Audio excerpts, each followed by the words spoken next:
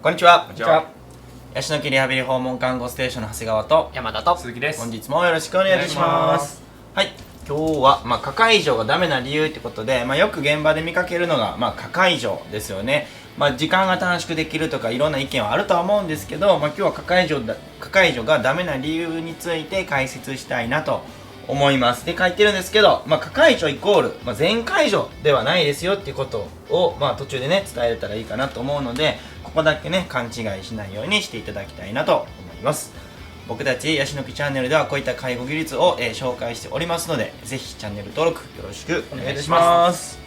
機能訓練スクールというオンラインスクールもやってますので、気になる方は概要欄見てみてください。では、実際にねちょっと実技で、鈴木さんに体感していただきながらやっていきたいなと思います。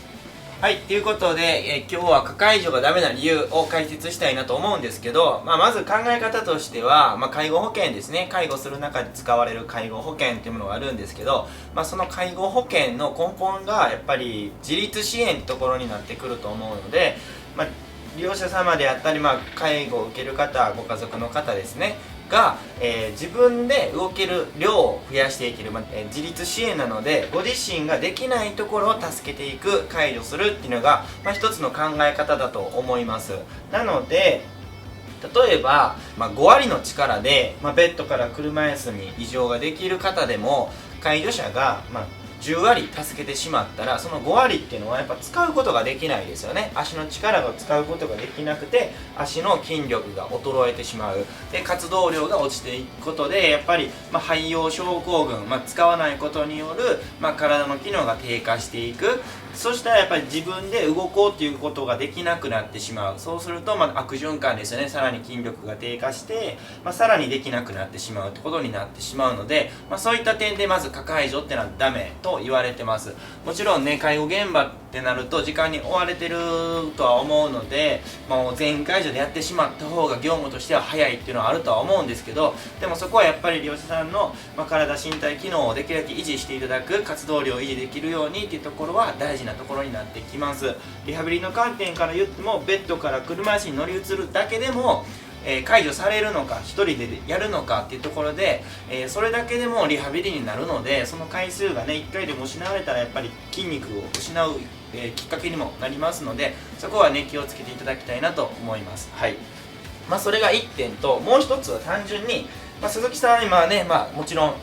どこも障害もないですし、どっか痛いところ今ありますか？ないです。ないですよね。はい、じゃあちょっと一人で乗り移ってみてください。もういつも通りでいいですか？普通でいいですか？普通に。はい。はい、できました。はい、じゃあもう一回戻ってください。はい、じゃあ今のを僕が解除します。はい、いつも通りやろうとしてください。やろうとしていいんですか？はい、解除もします。ちょっと多めに解除しますね。でも自分でできるんでやってくださいね。はい、でも解除します。はい。どんな感じですか？僕自分で何もしてないです。何もしてないですか？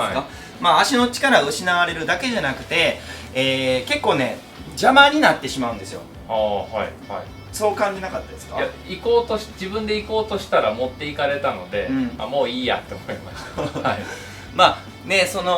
自分がここ持ってここ持ってお尻をこう動かすってイメージがある中で、そのイメージと介助者の介助が合致すれば、まだいいかもしれないけど、そこにズレが生じると思うように動かしてもらえないってことで、やっぱりかえってね危なかったりもします。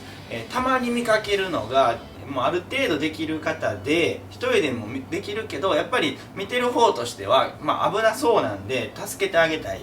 こけないように見守ってあげたい、ちょっと介助してあげたいっていう中がそういう思いがあるとは思うんですけど、うちでできるの頃をやっぱり介助しようとしてて、利用者さんの方からもう自分でできるからいいよって止められてるケースも見かけるので、それはどういった意図があるかっていうと、やっぱり自分でできるから自分でやりたいっていうのが一つだと思うし、あとは言葉悪いですけど邪魔しないでくれっていうところにもなってくると思うので、自分が動きたい動きと別の介助をされると、そんだけやっぱり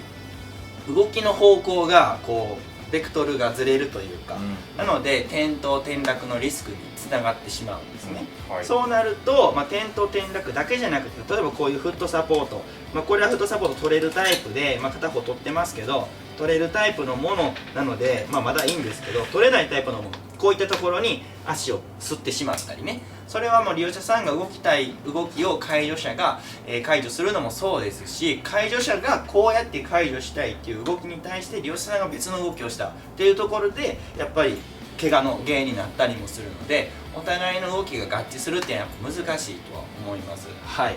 なのでそういった2点ですね、自立支援をしっかりしていくってところと、過介助になることで、怪我のリスクが上がってしまうってところかなと思います。で、最初に説明した最初にちらっと言った全介助イコール過介助じゃないってところだとは思うんですけど、もちろんね全介助必要な方にとっては全介助しないといけないんですけど、それは過介助じゃなくて、過介助ってなってくると僕の中のイメージですけど、全介助の人をこうせーのってこう思いっきり力任せにやってしまうようなイメージがあるんですね。はい、でも全介助って別に過介助じゃなくて、これもね別の動画でいつも説明してますけど、利用者さんの足の上に体重が乗るようにすれば体重って分散できるんですね。例えば足に全く力が入らない方であっても足の上に体重を乗せようとする介助をしてあげることで、それも全介助ですよね。なのでこの足に力が入らない全介助必要な方であってもこの足を使ってあげる。なのでここに足にちょっと見えにくいかもしれないですけど、足に体重を乗せてあげる方が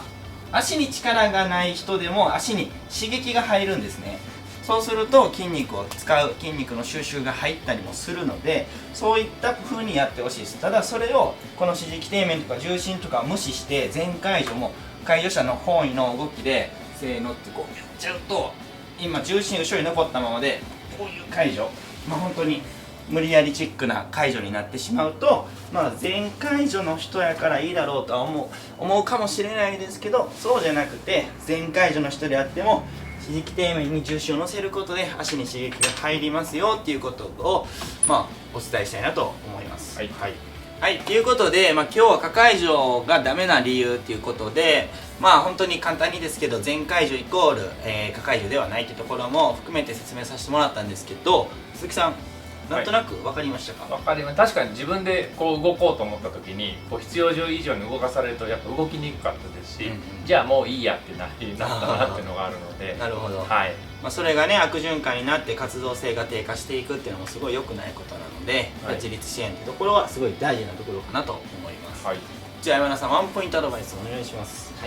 過介助なんですけども、どうしてもやっぱ力が入っている方をすごくよく見るので、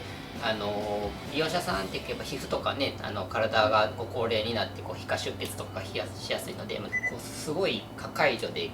力強くというかやりすぎてしまうとそういう医療事故にもつながりかねないので、できるだけソフトタッチで過介助にならないようにご自身の、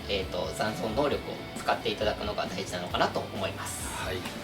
その過介助、だから介助しようとしてしまうことで指先に力が入ってしまったり、いつも言う中央筋握りができなかったり変なところに力が入ってしまったりってことですよね。そうですね。ありがとうございます。ということでいつもコメントご評価ありがとうございます。これからも介護技術であったり、こういったねこれはダメですよみたいな内容の動画もたくさん今上げてますので、ぜひ見ていただけたらなと思います。ではまた次回の動画でお会いしましょう。さよなら。